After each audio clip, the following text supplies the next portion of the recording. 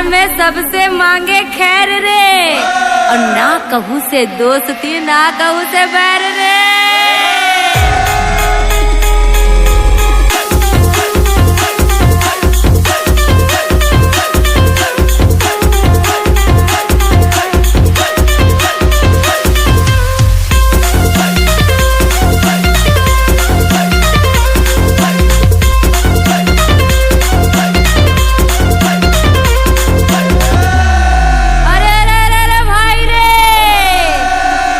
सागर में विष्णु सोए लक्ष्मी पैर दबाए रे, और ना भी कमल ले ब्रह्मा निकले नारद वीणा बजाए रे।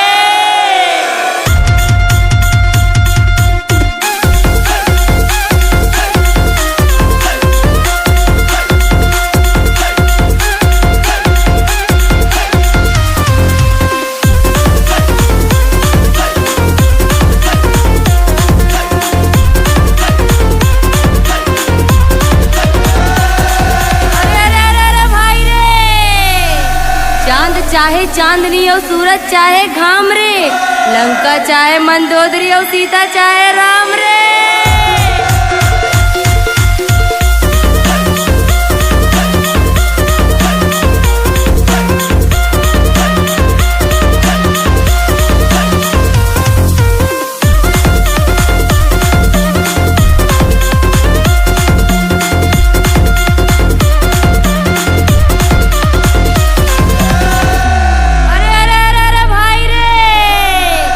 यमुना जी तो कारी कारी, राधा गोरी गोरी रे, और वृंदावन में धूम मचावे बरसानों की छोरी रे।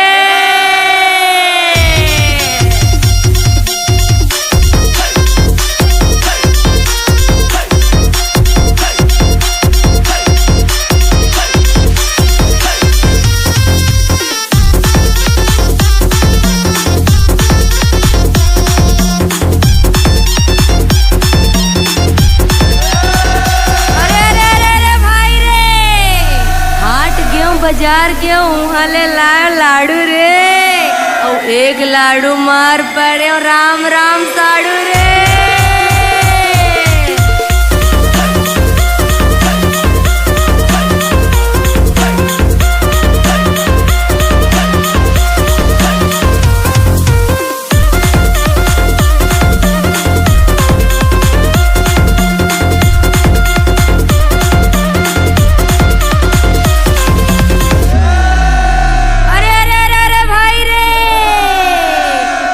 राम राज में दूध मिले और कृष्ण राज में घी रे।